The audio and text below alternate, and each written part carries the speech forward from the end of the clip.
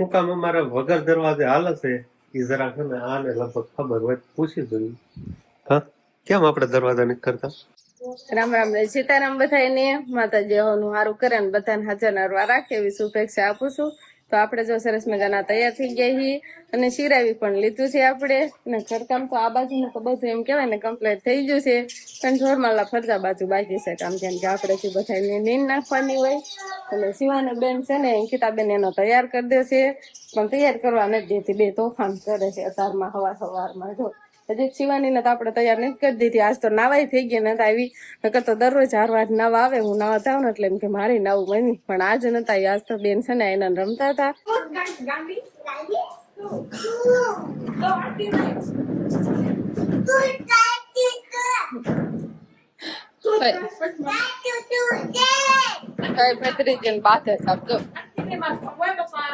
ખુરશી મારી લીધી. એ કઈ નથી, ફૂઈ કેવાય, ફૂઈ કેવાય, તું કેવાય. બોલવા શીખે એટલે બધું બોલતી જાય છે. પેલા કેતી હતી બા કે છે ને એટલે તું લઈ જ ન જાતા ભાગ લેવા. ફન કરે આમ જતા કેમ તોફાન કરશો? હમણાં બાદ થઈ હતી ને તમારા રે, તો એને ન દેવાય. આમ મોઢું કરે કરતો મોઢું. મમ્મી કેમ મોટું કરે?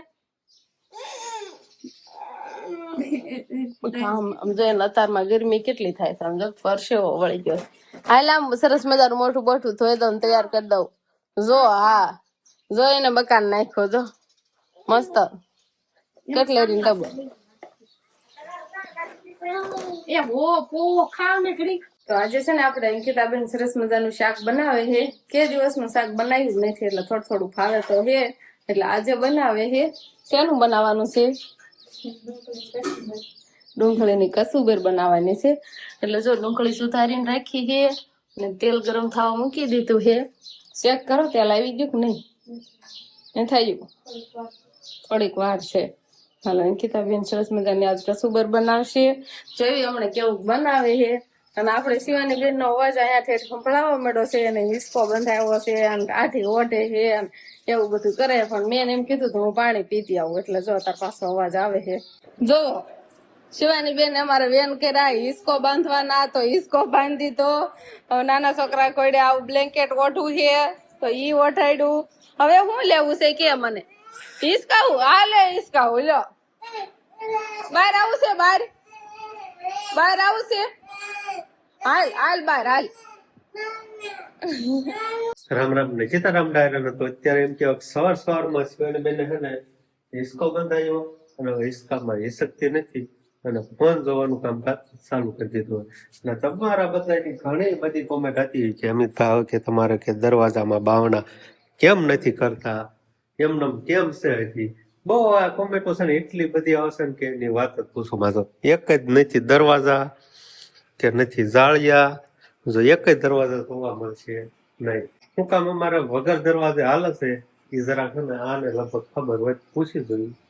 હા, કેમ આપણે દરવાજા નથી કરતા?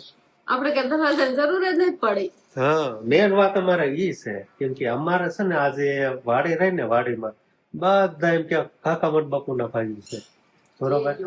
અમારો એરિયો સ્પેશિયલ છે, કેમ કે આમાં કોઈ બહારનું માણાનું અવર જવર થતી નથી, એટલે કાંઈ ચોરીનો કાંઈ પ્રશ્ન જ નથી અમારે. અમારે છે ને અમારી આ વાડી મારા હારાની 7 ભાઈ છે, એટલે 7 ભાઈઓમાં તમારે એવું ન બને કે આખા બધા એટલે બધા વાડી આ બધા મૂકીને બધાને એક આરે જવાનું થાય. વાડી એમાં હોવી જ છે, એટલે અને બધા હોય જ ત્યાં કાકા. અમુક ને ક્યારેક ગામ જવાનું થયું તો બધાને ત્યાં કારે ન થાય, એટલે વાડી અમારે હાવ રેઠી હોય જ નહીં. અમને અહીંયા બીક લાગે જ નહીં. એવું છે ને તમારા બધાને ઘણા એમ થતું દરવાજા વગેરે હાલે જ નહીં, પણ તમે જોવો છો ને અમારા વ્લોગ તમે કેટલા ટાઈમ થી જોવો છે દરવાજા? લગભગ મારા ખ્યાલ પ્રમાણે 1.5 વર્ષ જેવું થઈ ગયું છે, તો હજી અમે દરવાજા નથી કર્યા. ગમે અમારા પણ છે જ એવું, એક વસ્તુ કાંઈ જાય જ નહીં, કેમ કે ઈ હવે ઉપરવાળાની દયા થતો ભલે, અને આજુબાજુમાં બધા ભાઈઓ રહેશે અને બહારના માણસો આવે નહીં, એટલે અમારે આ પ્રશ્ન થતો નથી, એટલે અમારે બાવણાની ઉપાધિ છે નહીં. બરોબર, નકર આટલા દિવસ દરવાજા વગર હાલે. નો ચાલે, બધાને તરત જ દરવાજા પેલા જોઈ રેવા જાય ને મકાન એટલે દરવાજા પેલા, પણ અમારે એવું કઈ દરવાજાની આમ જરૂર જ નથી પડતી, અને અમારે આ બીક જ ન હોય જરા કે. અમને તો જરા એટલે અમે ક્યાંક ગયા હોય ને તો અમને એમ ન થાય કે ઘર આપડા રેઢા હે, એવો કોઈ અમને વિચાર જ નહીં થાય એમ ક્યાંક ગયા હોય ને ત્યારે. અને અમારે પાછું એમ થાય કે વાડીમાંથી લગભગ તો એકાદી હોય જ એમ. કાકા મોટા બાપુ ભાઈ હોય એટલે કઈ ઉપાધિ હોય નહીં, એવું બધું હોય. એટલે દરવાજાની જરૂર હજી નથી, અને જરૂર પડશે તારે મુકાવશું. અને અમારે એવો પ્રશ્ન બને જ નહીં. તમે વ્લોગ જોવો છો કે નહીં? કોઈ એવો પ્રશ્ન બન્યો કે આ ગયું, આ વસ્તુ ગઈ, આ વસ્તુ ગઈ, એવું વ્લોગિંગમાં ક્યારેય બતાવ્યું? અમારે આ તો એક ઘર છે, અમારે વાડીએ રેઢી વસ્તુ પડી હોય. બોલો, વિચાર કરો, ના ક્યાં દરવાજા હોય કયો? તો એ નાથી નહીં એમ કહેવાય કે આપણે હાથીના કે ખેતીના ઓજારો જે હોય ને એમાંથી એક ઢાઢો પણ નથી ગયો, એક પાનું પણ નથી ગયું, તો પછી અમારે શેની ઉપાધિ હોય? એટલું અમારે સારું છે, બે વાડી છે ને ત્યાં અમારે દાંતડી શીખે. ગમે એ વસ્તુ આપણે સાધન ખેતી ના હોય થોડા જ્યાદા પડ્યા જોઈએ, પણ કોઈ દિન અમારે ચોરી શેની ન થાય એમ. તમારા છોકરા એમ પૂછે છે આપણે બાવણા ન કરાવી તો હાલે કે ન હાલે એમ? પણ હાલે એમ જ છે. હાલે એમ જ કેટલા ભાઈ, 65 ભાઈ છોકરા રે, 65 ભાઈ રે, 65 છોકરા રે, આને કે બધા ભાઈ હોય, આને કે બેન હોય, ક્યાંય ઉપાધિ જ નહીં ખાતા.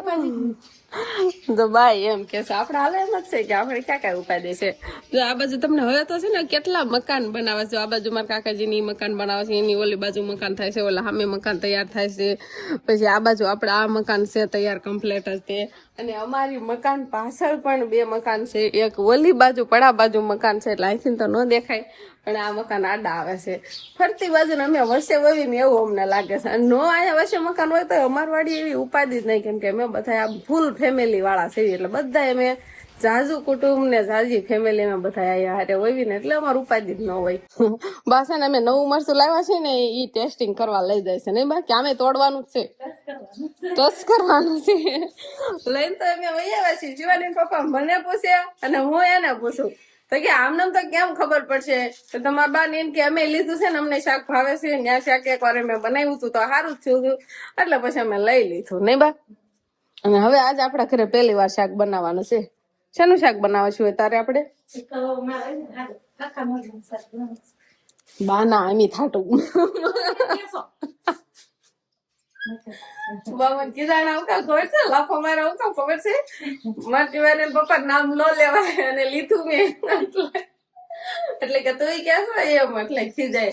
અહીંયા અમારે એમ કેવાય ને, અમે દેરાણી જેઠાણી કે મારા હાહુની કેટલી બાયું થાય, ઈ દેરાણી જેઠાણી તો કોઈ એના હસબન્ડ ના નામ ન લે. અમારે નામ ન લેવાય. સાંભળતા ની એમાં તો ક્યારેક આમ લેવી તો ભલે, પણ નામ ન લે. કાશી હું કેમ શિવાની પપ્પા કહું કે બોલાવાના હોય તો એમ કે હઈ અહીંયા હાલો એમ કે, નહીં બા? એમ કે ને પણ કે બાકી થોડું કેવા દો. હું કામ નો કેવાય દો? કેમ નો નામ લેવાય?